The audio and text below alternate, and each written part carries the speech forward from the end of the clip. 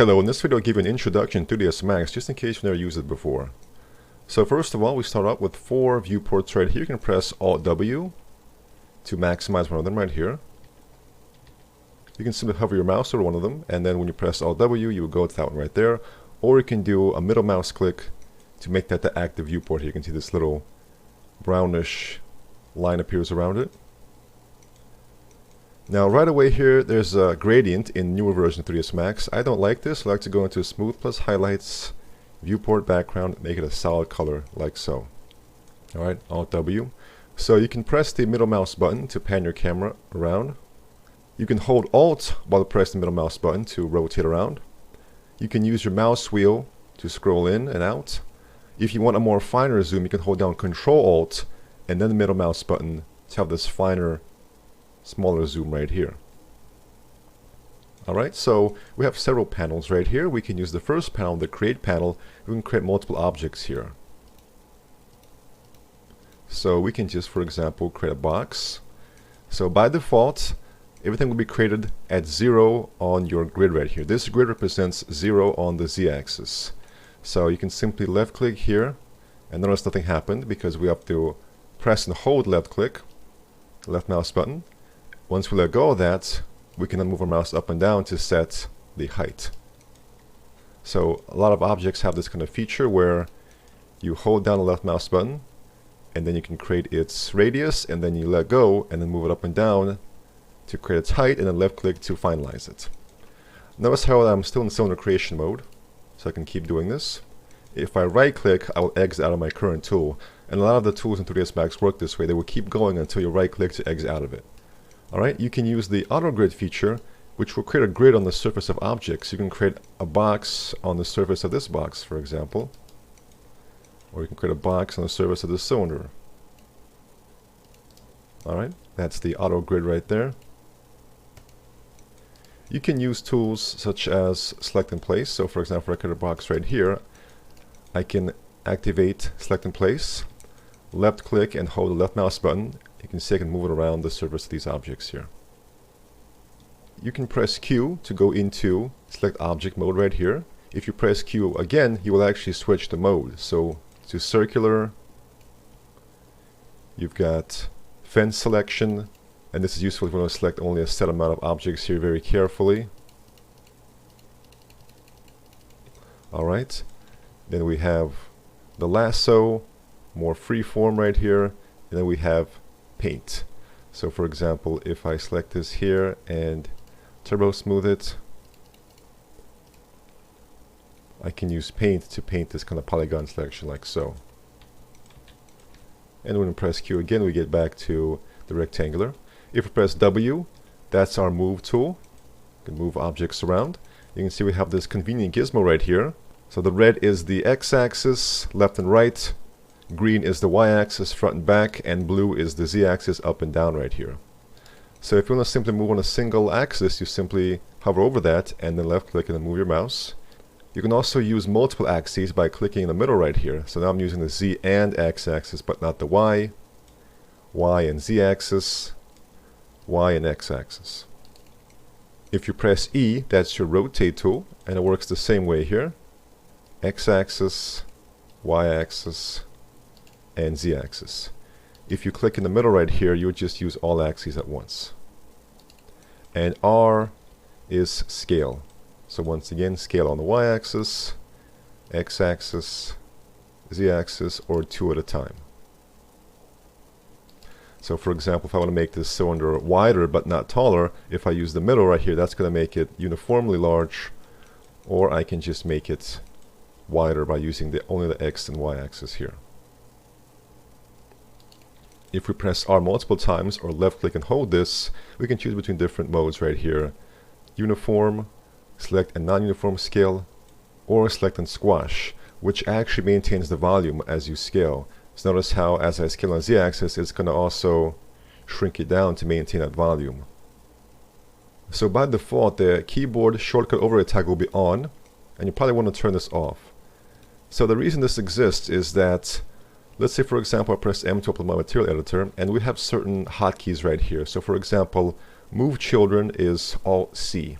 So let me just create say some standard materials here and plug in a checker for the diffuse color.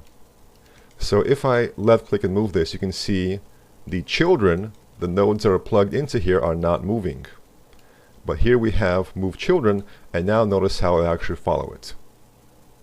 This is going to be very useful if you have a number of different maps here. Let's say dozens or hundreds of maps here. So we plugged in various things here. And we can move them all just by moving this right here. Alright, so that is move children. Now with this off, you can see that the hotkey for that is Alt-C. So if I press Alt-C right now, notice how nothing is happening. The move children command is not being activated. That's because 3ds Max treats the general viewport here and the various pop-ups differently. So by default, if I press Alt-C here with Edit Poly activated, that's going to activate the cut tool, which allows me to cut. So the way 3ds Max works things out here is that in the viewport, Alt-C is cut, but if you want to use Alt-C right here, you need to have this activated, the keyboard shortcut over a toggle. And now if I press Alt-C, notice how Move Children is actually being activated here. So pretty much if you want your hotkeys to work in these special windows that 3ds Max opens up, maybe Unwrap UV editor here, Slate Material Editor or something else here, you can actually activate this right here. But usually you want to keep this off, but then the hotkeys in this window will not work here. But I think it's more important to have the hotkeys work right here as opposed to the various windows.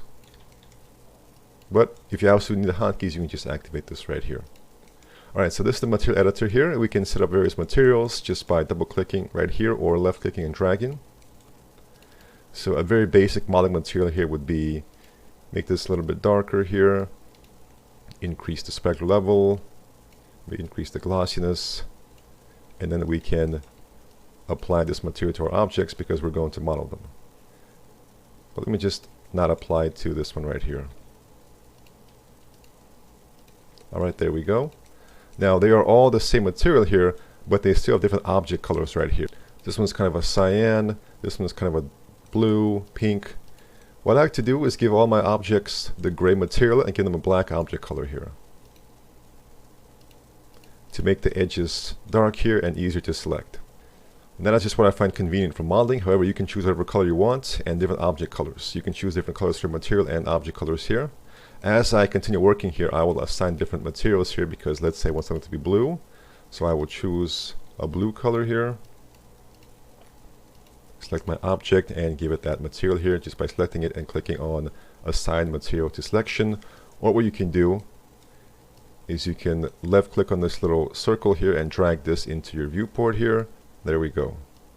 But I find it easier just to click on this button here. Now with this one, if I change the object color, it's going to change everything here. It's going to change its entire color. But since these objects already have a material assigned with its own color, changing the object color will only change the color of the edges when it's not selected, and not its polygon color right here. So Q, W, E, R, hotkeys you want to quickly get used to so you can start moving things around, scaling and rotating. Now we have more useful buttons here. We have the snaps toggle. If you left click on this or press S, it's going to activate that. And if you right click on this, it will show you what the actual snaps are here. So I think by default grid points is on here, but I like to have vertex on. What this means, I can snap to vertices. So if I hold shift and clone this out here, I can now snap the vertex of this object to the vertex of that object, therefore moving the entire object. Pretty much I hover over this, you can see that this little plus pops up. You can control that going into options, and here you have the snap preview radius. So if this is very small, then we need to be very close to a vertex in order for it to activate. But if this is very large right here, we can be further away and it will kind of give us a preview.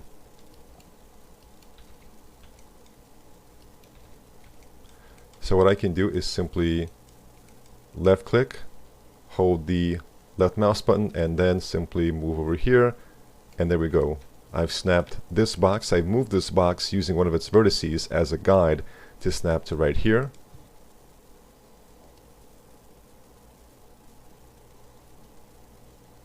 Alright, there we are. And we can have other snaps right here as appropriate. Some situations, edge may be a good idea, so I can, for example, switch to edge. And I can snap, let's say, this vertex to this edge right here.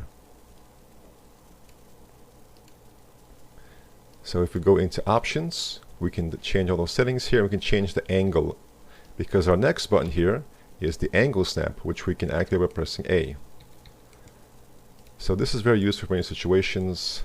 So let's say I make this 32 sides here. So once you've created an object, in the create panel you can go into the modify panel to modify some of its settings right here. So as I set up the cylinder, I can set up these settings right now. So for example, let's say I want side to be 64, I can enter that right here.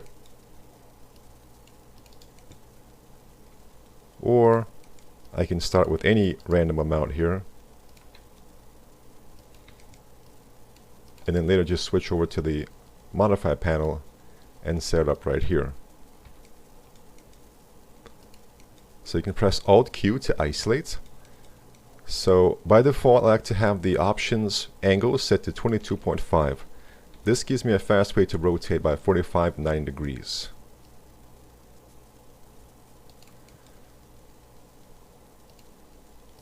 So if I just do some sort of basic modeling right here, you can hold down Shift, left click, left click, left click, left click. I'll get into this soon. So let's say I just move this out a little bit here. Then I can activate symmetry, rotate this around here by 22.5.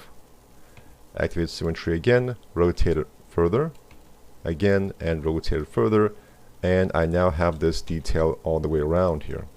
And all I have to do to modify it everywhere is go back to Edit Poly, select some polygons or edges or vertices here, and as you can see, once I press spacebar, it's going to be showing everywhere here.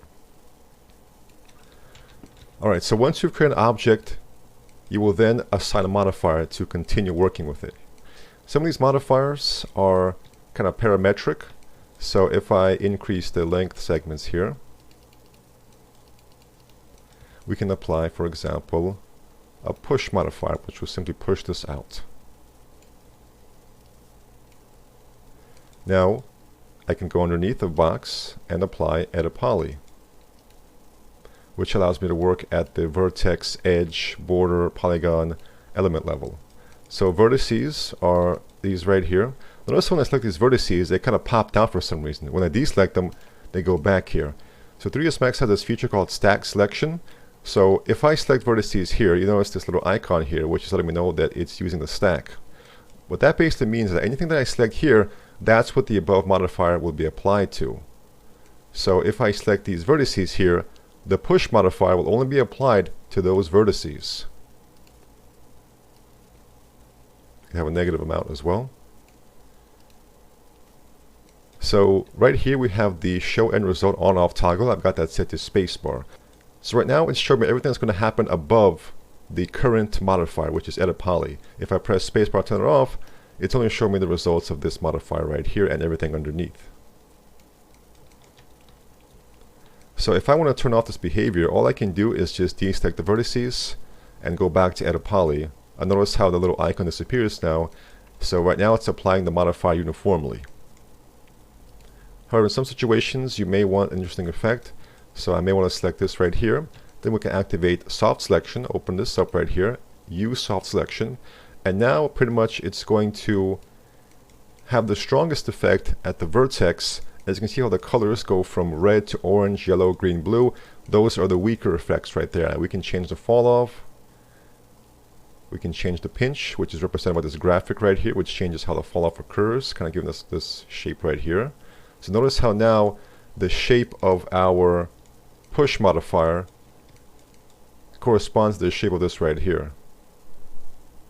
And we can change the bubble as well. We can see this better, for example, if I go into box and I can use, for example, turbo smooth and then go into here and have this wheel groups option on. Alright, and now I can see it happening And you can see and get these kinds of interesting effects just by changing some settings here.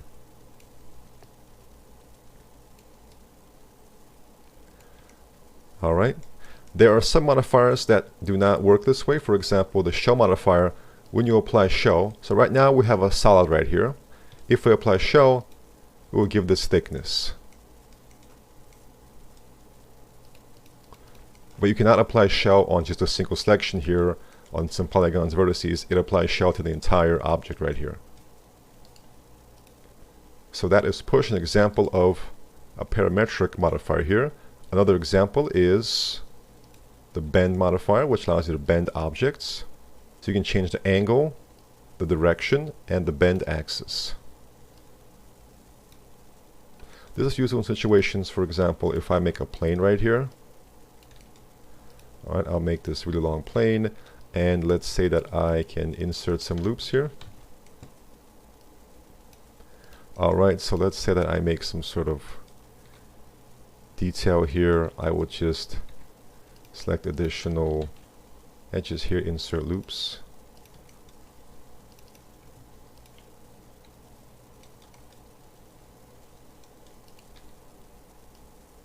Alright, now let's say I want to quickly turn this into a cylinder. Well, I can apply bend, make the angle 360 right away, change the axis, and there we go. Now we have a full cylinder right here. So this is good in situations where something is easier to model when it's flat as opposed to when it's round right here, because when you work, you want to work in a planar working environment, which basically means that X is left and right, Y is front and back, and Z is up and down here in this kind of clean way. When you work like this, you can see everything is at an angle now, which just makes it that much more difficult to add various details here. It's still possible, it's just a little bit more difficult, a little bit more time consuming. So using this, you can model in this flat situation and simply apply bend and get this right here. However, the vertices will still be unwelded where it connects right here, which means you can go into Edit Poly, select the vertices, and weld. You can see how it goes from 477 to 468, indicating that it has been welded. Alright, so Edit Poly is an example of a non-parametric modifier. So modifiers like bend, push, shell are parametric, whereas Edit Poly is kind of more destructive here. So here we can start doing things like cutting. Alright, and then if we apply another Edit Poly modifier, we can make further changes here. So pretty much Edit Poly is our main modeling modifier right here. And the reason why I like to apply a lot of Edit Poly modifiers is that once I'm ready to make a major change to a model here, so what I do is, just, for example, let's say select this and then I chamfer this. Alright, so I've made this kind of major change right here. If I don't like it, I can simply delete the Edit Poly modifier and get back to the previous design iteration. What I can also do is things like hold shift. So if you hold shift and then move, rotate, or scale, you will create a copy. You can set it to be a copy, an instance, or a reference. If you make it an instance, then everything you do to one object will happen to the other one as well. So if I turn off Edit Poly, notice how this one is also turned off on the right. If we make it a reference, the instance will only go one way. So now with this reference system, if I, let's say, apply Edit Poly right here, you notice this one also has Edit Poly. But if I apply Edit Poly on this one, notice I have 4, it will not be applied on this one right here. So anything I do to the original will happen to this one, but everything I do to this one will not happen to the original. That is reference. And then we also have copy, which will just make a copy and it will not impact each other. So when you're designing things here and setting up different iterations, as your model and your design evolves here, what you can do is make a copy off to the side, let's say of all your objects, and then for this one I can just turn off Edit Poly where I did the chamfer. Now I can just compare what do I like more.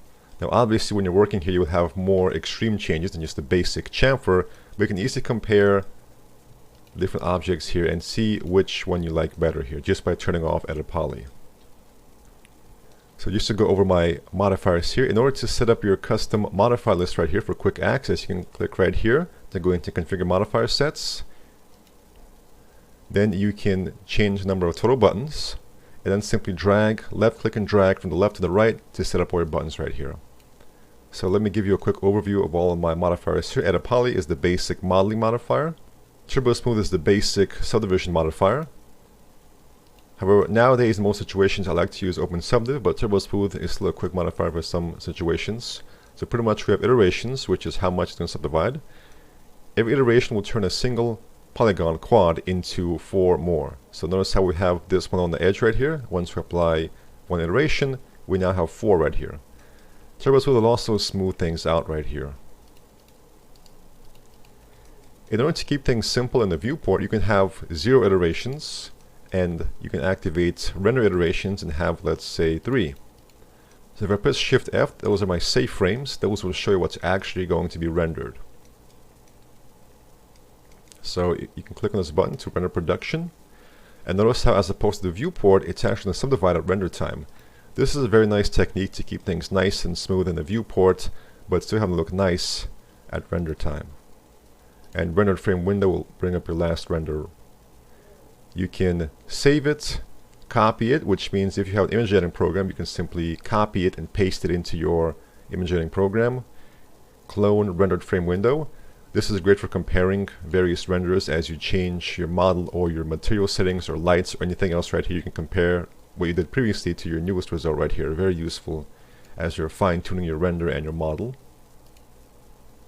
We have print image and clear. And we can turn off the various channels here. And we can activate various render presets. So when you're doing your initial sketching and your initial modeling here, you may want a lower quality preset just to have a very fast render, as fast as possible with a low resolution right here. And then once you're ready for your final production rendering, you can switch to a more higher quality, large resolution render right here, but that will of course take more time.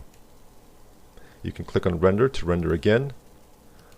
You can also use hotkeys. I like to use the hotkey Shift Q, and that will render for me. Alright, we have options such as Iceland display, which will show you your true topology right here, but it will still smooth things out. This is useful for showing off your topology without all of these edges getting in the way. We have smooth result by material or smoothing groups here, a very useful technique right here. So right now, it's going to smooth according to the topology of the object. So if I insert a loop right here and then move this up, and then press spacebar or click right here, notice how as I move the edge up, so here what I'm doing is moving up and down while pressing spacebar. So as I move it up, it's going to get sharper. However, in some situations, you just want to use the smoothing groups to have it be perfectly sharp. When you create a box, it comes with smoothing groups by default right here, and to see smoothing groups, you simply go into polygon or element level. Element is the entire object right here. So if I hold down Shift and then move this, I have an option of cloning it to an object. It will become a separate object, or to an element. So right now, even though they look like they're separate, this is actually the same object right here. And I can select them by going into elements, which selects the entire thing right here. Or I can go into polygon, which allows me to select just one or a small group. So once you got your polygon selected, you simply go into polygon and smoothing group right here. So by default, when you set up 3ds Max, you may have these in different orders right here. You can simply click and drag this to change their position right here.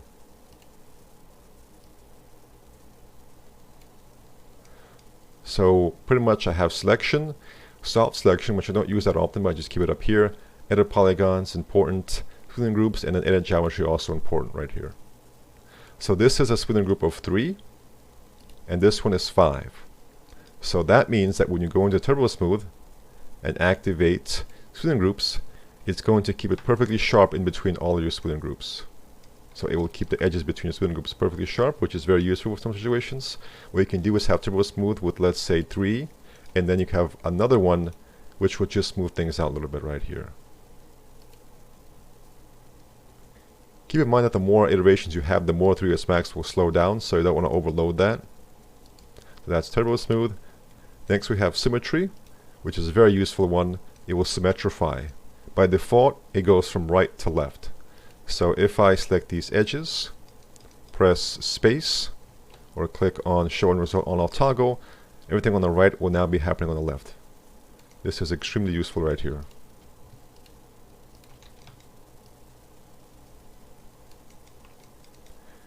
Now, a lot of modifiers you can go into subobject level.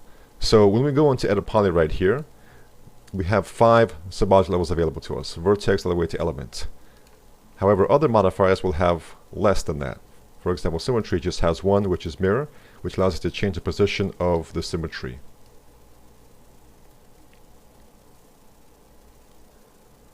So when you click on symmetry by default, it's going to look at the pivot of your object and apply symmetry at that point. So since the pivot of this object is right here, it's going to apply symmetry at exactly that point. However, you can interrupt this behavior by selecting a vertex, and then with this vertex selected, you can click on symmetry right away. It's going to apply symmetry at that location, that vertex. And since there's not much on the right, we're going to get this very thin result right here. Next, we can click on flip, which will flip the symmetry. So just like that, we changed the position and we flipped it, so now we have this situation happening here. We can also decrease the threshold. When you have very complex objects with complex topology, so for example, if I just insert a loop very close to here, when I apply symmetry, it's going to sometimes weld those vertices close together here, especially if you have even smaller objects than this. So if I increase the threshold,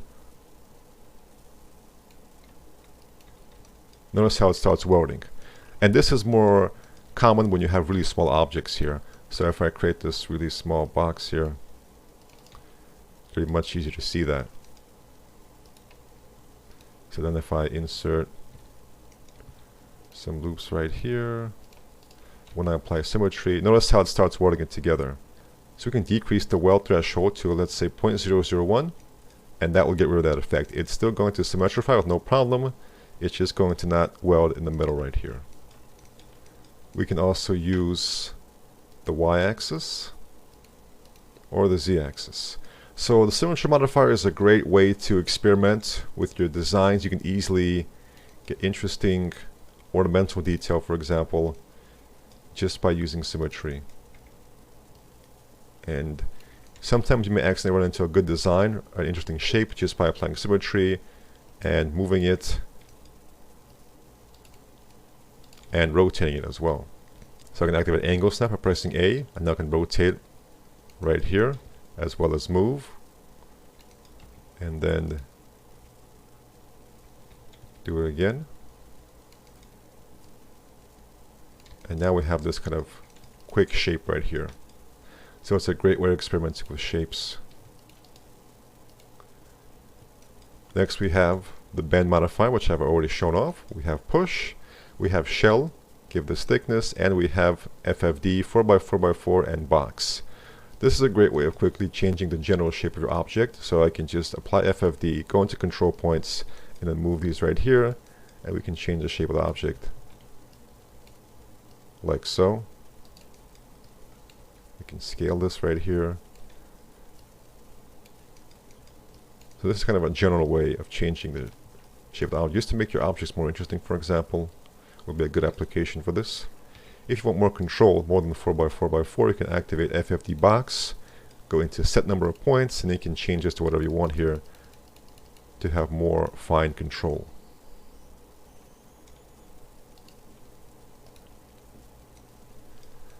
Next we have edit spline and normalize spline. So if I go into the create panel and switch to shapes, I can now create splines right here. So I've created this spline right here, and we have this very long area. So if I apply edit spline, I can now do various edits to my spline the same way that I do with edit poly. So if I move this here, then apply another edit spline, and I move this here, I can now simply turn that off or delete that to go back to a previous iteration. So we can select vertices here, right click, and change it to Bezier corner, smooth, and we can reset tangents. So you have a right click menu which you can use to activate certain commands. You can set them to be hotkeys and shortcuts right here. You can hold down Control right click to modify, get a different one, Shift right click, Alt right click, regular right click, and you can set that up by going to customize user interface, which I will show in the next video. So right now these are Bezier, which means we can modify them by clicking and moving these little green boxes right here. If we don't want that, we can Control A and set them to be smooth, which we lose the control of the Bezier, but it may be simpler for many situations just to use this. Or we can set it to be corner, or we can use Bezier corner.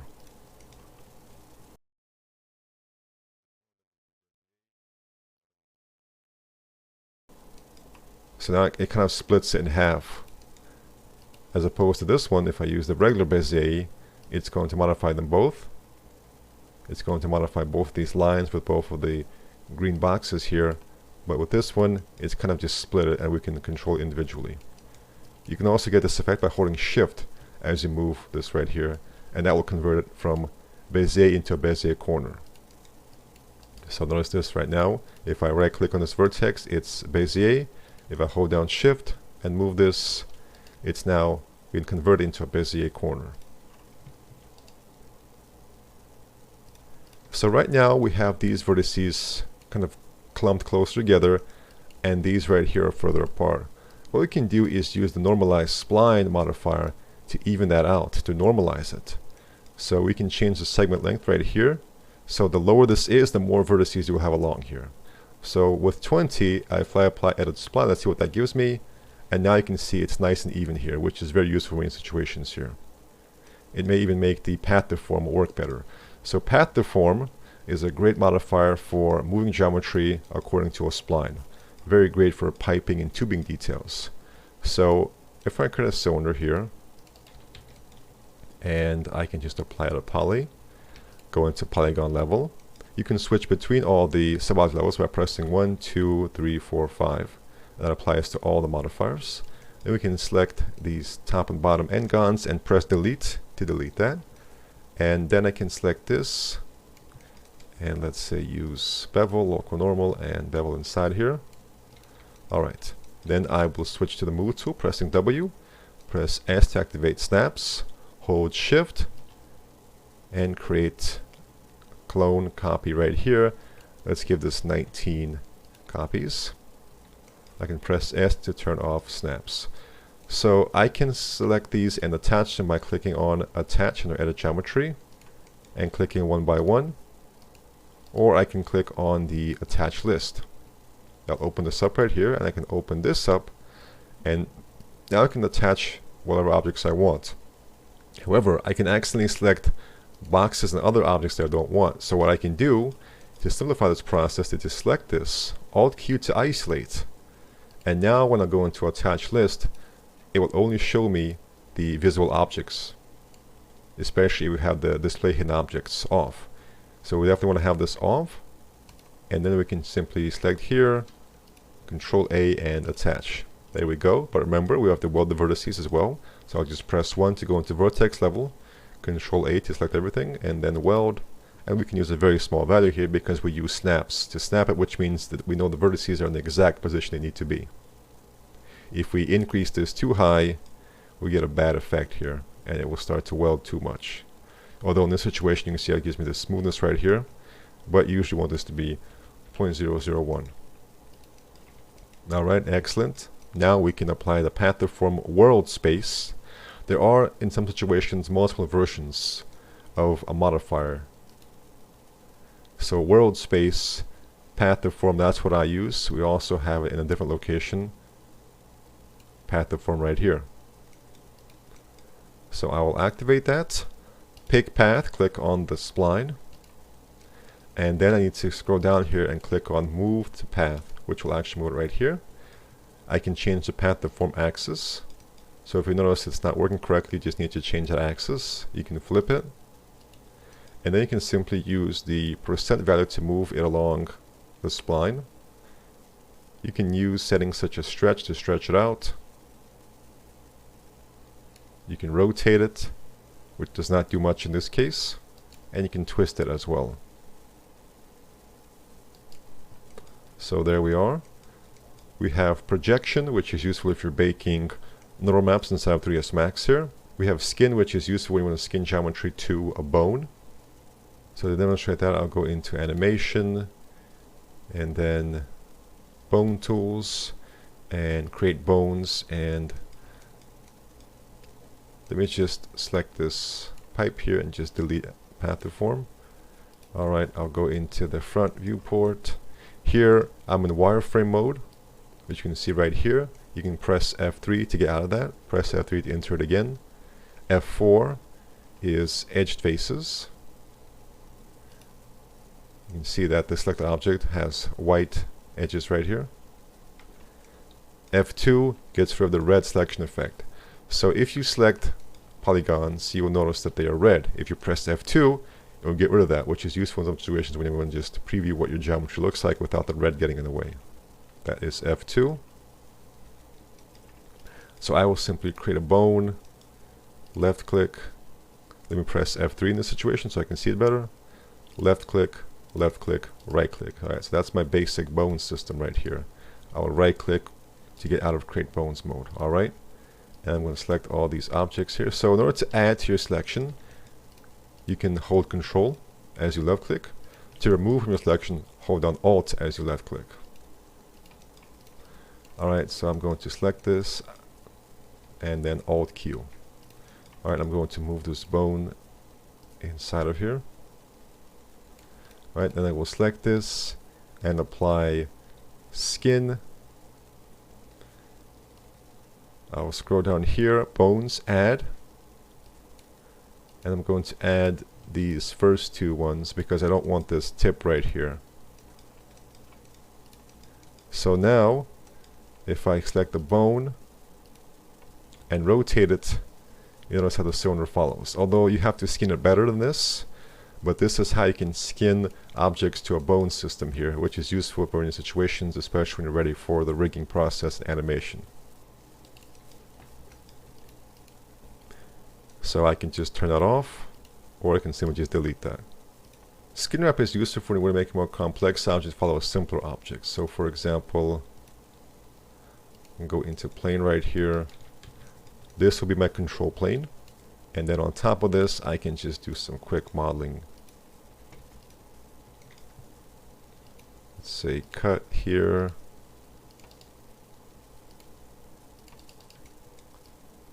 Move this up. Alright, symmetry, turbo smooth. You can add some smaller detail.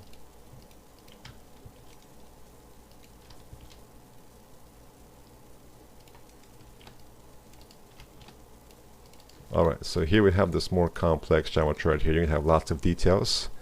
So let me just make this follow our high poly a little bit better.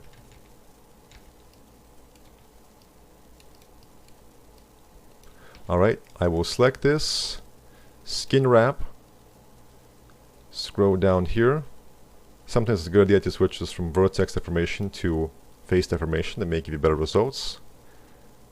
And you want to weight all points, and then add this object on the bottom. There we go. You may have to give it a few seconds to a very complex object, and you can simply right click to exit out of add mode. Once you've done that, you don't want to change the topology on this, because if you now apply turbo smooth or do anything else, it's going to ruin the effect and skin wrap won't work. So once you've done that, do not change this anymore. But you can, however, select the vertices. So when I say don't change it, I mean don't change the topology by cutting or subdividing, but you can actually change the position. So now notice if I move these vertices, the more complex object will follow. So it's very useful for modeling and animation as well. Alright, but if I apply turbo smooth, it's going to fail right here. So because we changed the topology. So that is skin wrap. Next we have morpher, which is great for facial animation. So an example of that is that, let me just make a quick mouth here.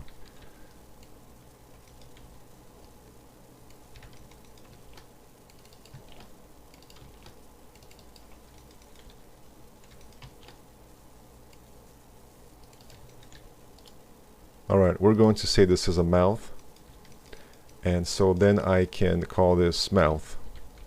Then I will make a copy, and I will call this mouth smile, and I'm going to select vertices and make the mouth smile like this.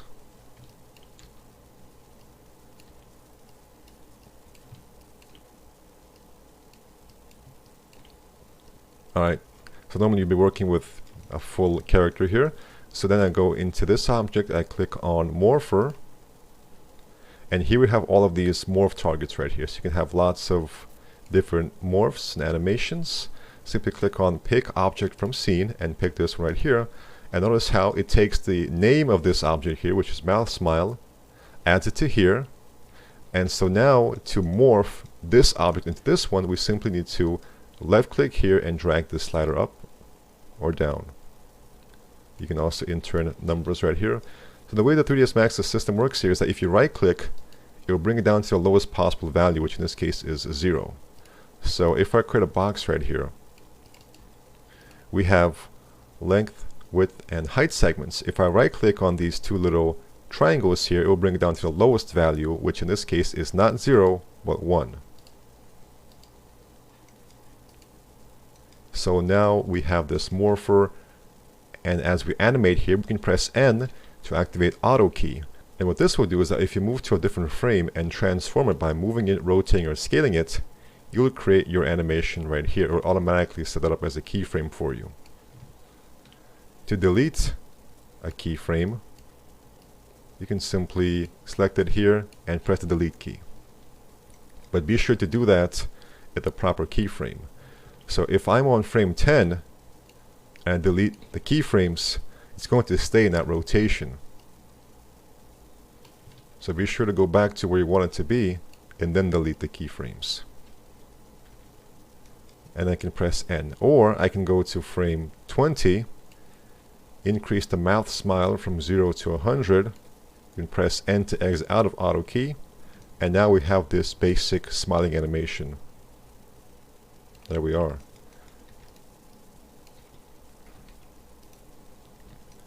Next we have flex, which is useful for adding secondary animation to your objects. So if I turbo smooth this real quick, let me just press N, and I'm going to go from 0 to, let's say 10. I'm just going to move this up. I'm going to press N again. Alright, so basic animation, just moving up.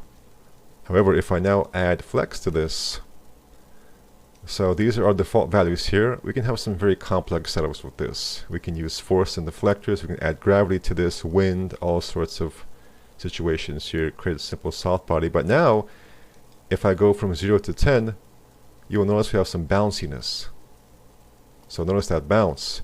If I turn off flex, we don't get that bounce. So flex is useful for adding basic secondary animation to your objects here. Physics, fat, and other things. We can change the flex amount. We can get some really crazy effects using this. Now it's really bouncy here. So that is flex.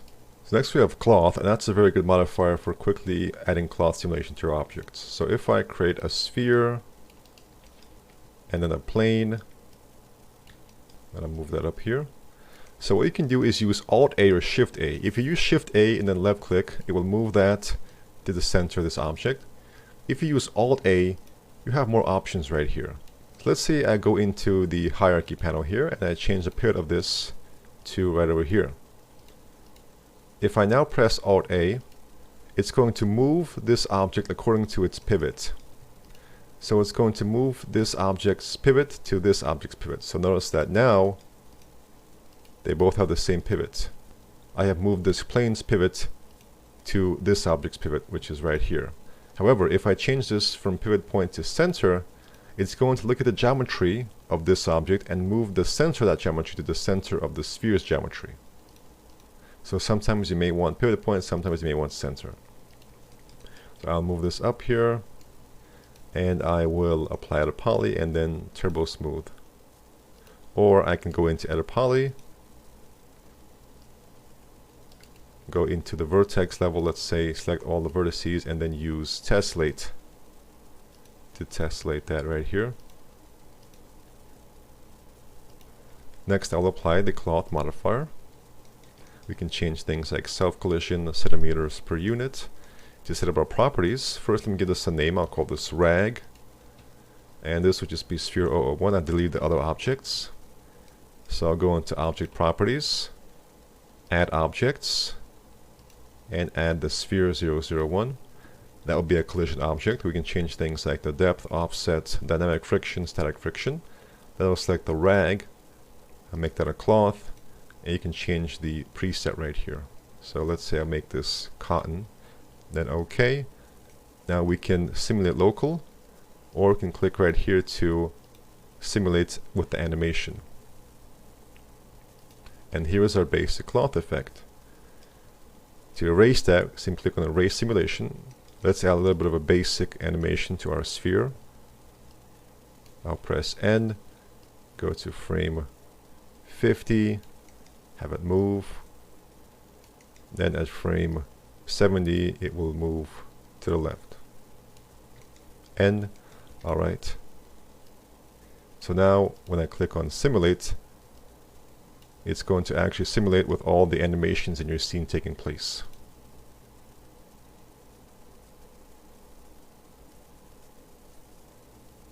There we go.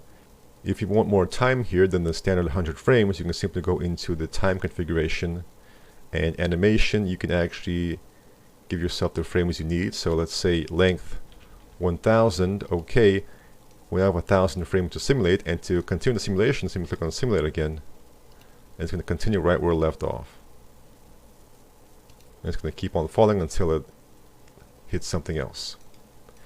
If you use Simulate Local, it's just going to simulate in a local level without any of the scene animations taking place. So we can click on Play to see our animation. Alright, go back to 0, erase, and then I can do Simulate Local, which will just simulate right here. Very good for quick simulation without going through the motions of the entire scene here. So that is cloth. I can delete that here, and our sphere will also have a cloth applied to it because it's part of the simulation. Next we have UV map, which is great for quickly unwrapping an object. So here I have this material here with checker. I can go into tiling, increase this. Alright, so let's say that I apply a poly and I do some very basic modeling right here.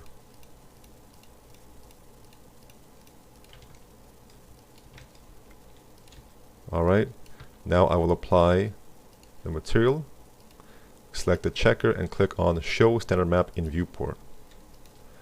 As you notice, we get this very stretched result right here.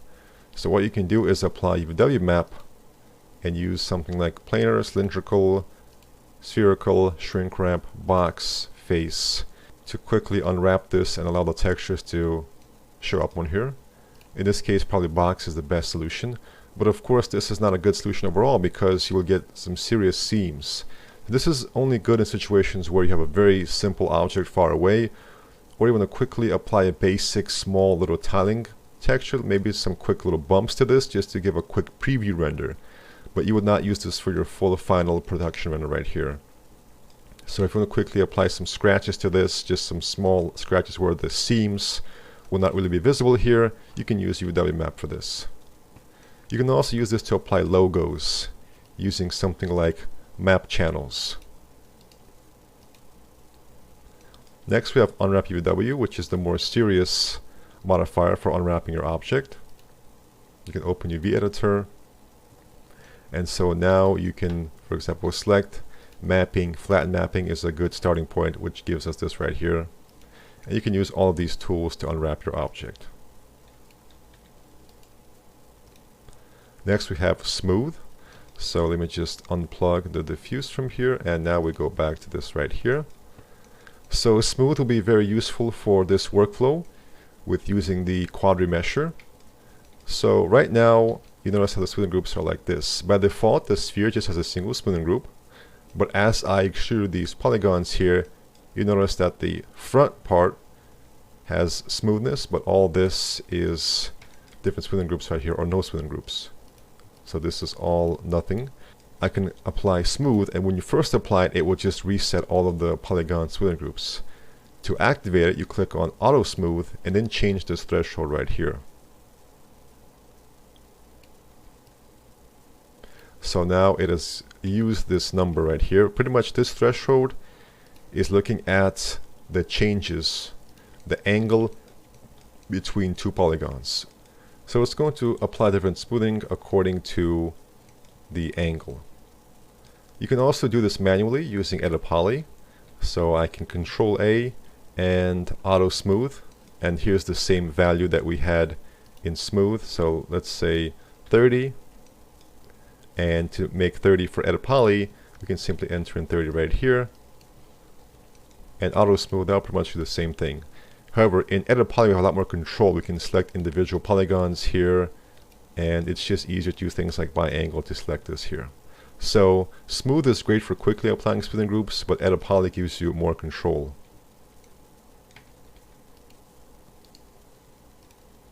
Next we have crease set. So once you've created a model right here and you're comfortable with it, let me just insert a couple more loops for better subdivision. You can apply crease set. Go into edge level, or simply press 2, and then you can simply scroll down here and you have select by face angle. So you have plus or minus or AB. So AB will select all of your edges that are between 85 to 95. If you switch to plus or minus, it will take the 90 value right here and add or subtract 5 from it. So by default I like to make this 45. So if I convert that to AB, it'll be everything between 55 and 125, which is great for many situations, but of course not all of them.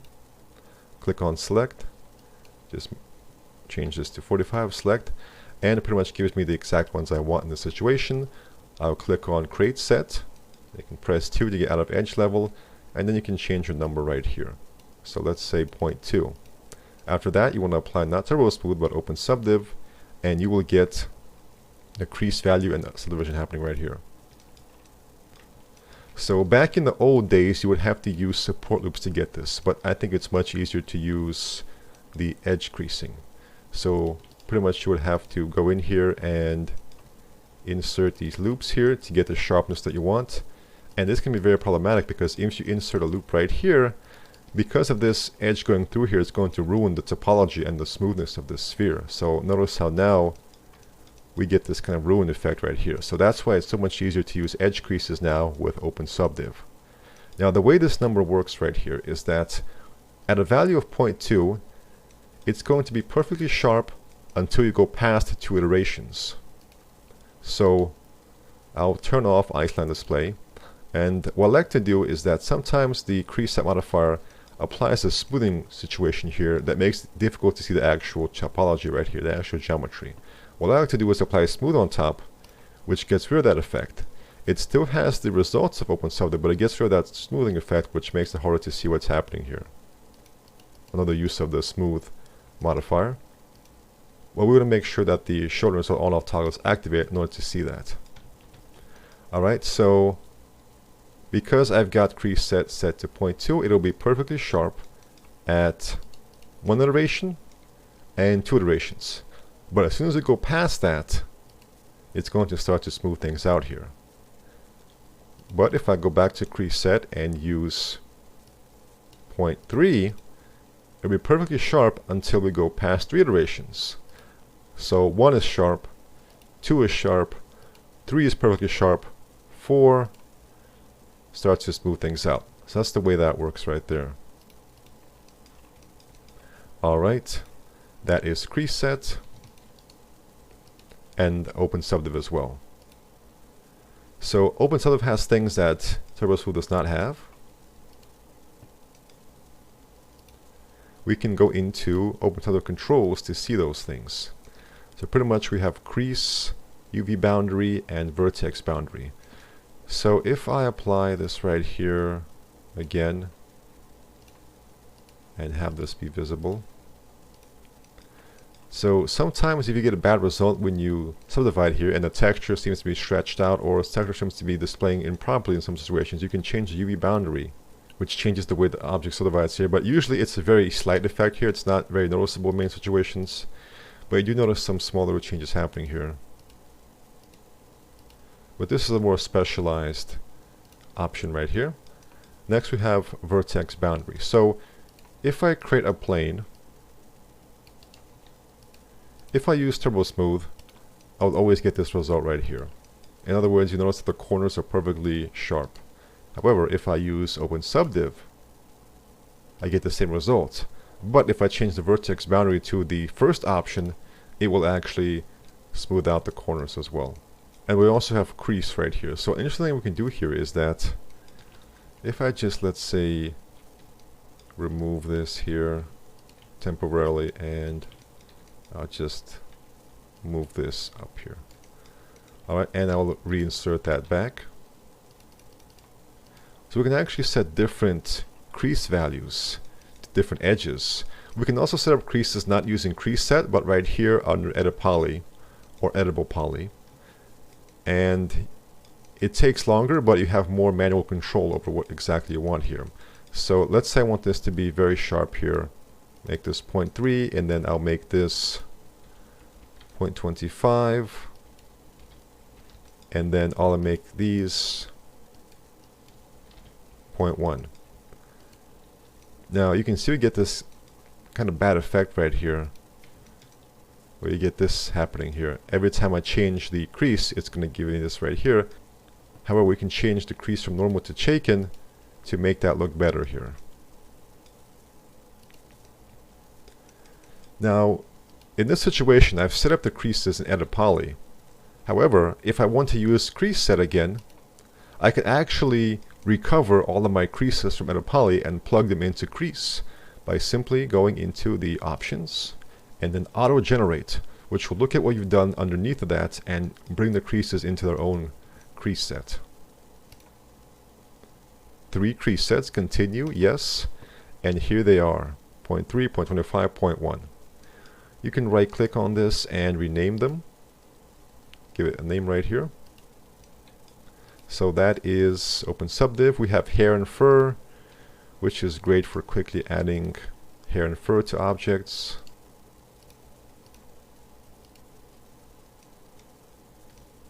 So in this situation, it's good for quickly adding rugs and things like that, maybe some grass. But for characters, you need to spend more time in setting up their hairstyle. We have V-Ray Displacement, which is something that I use just for V-Ray. If you don't have V-Ray, you can't really access this. We have Extrude, which is useful for splines. So notice how right now all the spline things are grayed out, which is letting us know that it's only for splines. So if I select or create a line right here, I can press 1 right away to go into the Modify panel, and that will take me straight into Vertex. So we can quickly switch between these panels and quickly go into our subobject levels to begin working with it. So if I apply Extrude now, the default amount is 0. Let's bring that up. So now it will extrude this spline right here. And this can also be very useful for the technique I will show you in the series, using QuadraMesher and using the Pro Boolean. So keep this in mind. We also have Turn to Poly, which is useful for situations when you're making video game low poly assets. So for example, we just quickly shell this. So in this situation, let's say that I want this for my low poly, but now I will select this loop. I will deselect this here, and I will hold Control and click on Remove to remove the edges and the vertices. If I don't hold down Control, it'll remove the edges, but the vertices will remain. However, if I hold down Control as I do that, it'll remove the edges and the vertices. So I'll get this effect right here, and I want to make this an efficient low poly right here. So I'll apply Turn to Poly, limit polygon size, maybe make that 3, and I can see how it triangulates my mesh and gets rid of this n-gon right here.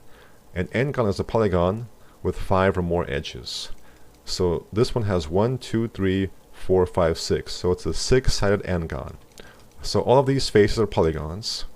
The polygons that have 4 are called quads. This one has 4 edges. If you have 3, that's a triangle right here. So when you turn a mesh into a video game asset, it will turn into a triangle. But in many situations, you want to manually set up where the triangulation occurs. You can select, for example, two vertices, use connect, or a quick way on more complex meshes is simply to apply turn to poly. And I will do that for you here. And ideally, you want to do this before you unwrap it. So basically, as you model, you want to make sure that all of your objects are quads, and that will make for better subdivision. And a quadrant measure tool allows us to do that very easily, and I'll dedicate special videos for that. One more thing I want to show in this video is resetting the X form. So when you create, let's say, a box by default here, the pivot will be at the center bottom. So when you move and modify things, you can do so at the object level or the sub-object level, and it's very important to understand how that works. So if I just press Alt-Q to isolate that, make a copy. If I then select this box and rotate it, I'm not in any of these sub-object levels, which means when I rotate this, I'm moving it at the object level. But with this box, I will move it at the sub-object level by selecting, let's say, vertices or edges or polygons, and now I'm moving it at the sub-object level.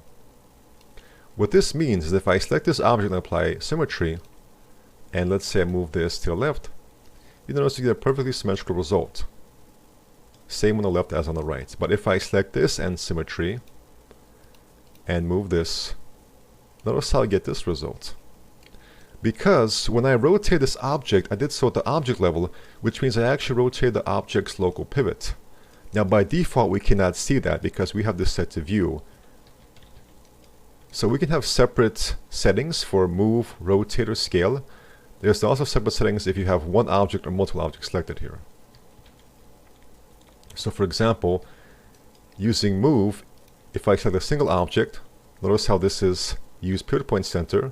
If I select two objects, notice how it switches to use selection center. So when I select a single object, I can move it using the gizmo. The gizmo appears in the center if it's pivot point. But multiple objects, it would calculate the geometry of all your selection and try to put the gizmo somewhere in the middle of all that geometry, which is right here. So in order to see the object's true local pivot, you simply need to switch this from view to local, and here it is. So if I select this object, notice how its local pivot is the same as it always is. X left and right, Y front and back, Z up and down, perfect. But with this one, Z is kind of at this angle, X is at this angle, and Y is kind of at this angle here because we've changed its local pivot here by rotating it. I can switch to rotate, also switch this to local. And so notice how as I rotate this, its pivot is changing. To rotate back to its default, I can first of all switch from local to view, because if I use local, the X, Y, and Z will always be 0 here. But if I switch it to view, it will show me its actual rotation here. So if I simply right click on this, it will bring it down to 0. And there we go. Now it's back to its original rotation. However, what we can also do is reset the X form. So X form stands for any type of transformation. So move, rotate, or scale, those are all transformations. So when you reset the X form, you're going to reset all of your rotation and scale. So if I switch to scale right now, it's set to 100. If I start moving this around here, you notice this is now 171, this is 93, and this is 151. So right now its rotation and scale has been changed. So I can go into Utilities, Reset X Form, Reset Selected, and we have now pretty much reset all those rotations and scales that we did. At this point, I'd like to also right click on this and convert to Editable Poly. Now if I switch to rotation, notice how there's no longer any other values, there's just 0, 0, 0. When I switch to scale, it's back to 100, 100, 100, all reset. Which means that now our pivot is back to its default. X perfectly left and right, Y perfectly front and back, Z perfectly up and down. Now when I apply symmetry, we get this result right here. That's a very important thing to understand. Sometimes we want to maintain the object's pivot, and sometimes we want to reset it. So for example, if I create a cylinder, and I will use a little script to align this cylinder to these two vertices.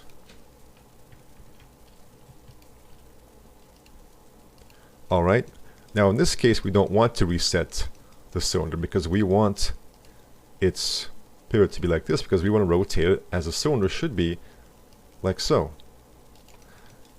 So in this situation, I'll just move this back to view. Alright,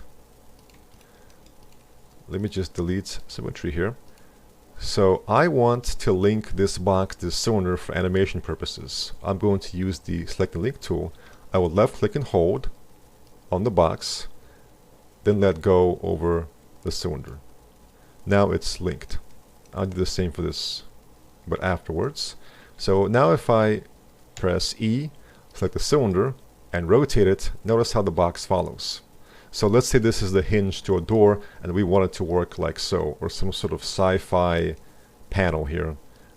Alright, for this I will reset the X form, which I also have set to a hotkey. Alright, I've got the hyphen key right next to 0 set up for that. So now if I try and rotate this, even though I'm on the local axis here, notice how I can't really do that anymore, because I reset the X form. However, with this one, it still works just as so. So if I now select and link this box to this cylinder, I now get this kind of result right here. The box still follows fine, but I cannot rotate the cylinder how I would expect it. It's no longer functioning like a hinge. So with the cylinder, I do not want to reset the X form, but with this box, you may want to do so. So I'm going to press Ctrl V to make a copy of this. I'm going to use that script again. This time I'll select these two vertices, alright. But this is still a single object, which means what I can do is apply Edit Poly, go into Element, and detach this. Which means I can now link this to this, make sure it's linked up, and then link this to this. So now I can rotate this one, the box will follow. I can rotate this one, and the box will follow. If you want to get rid of the linking effect, you can simply select your objects here and then click on Unlink Selection. So this is very good for quickly linking and animating hard surface mechanical objects, is the link tool. Alright, so that's a lot of the important things about 3ds Specs to get you started. Thank you for watching, and take care.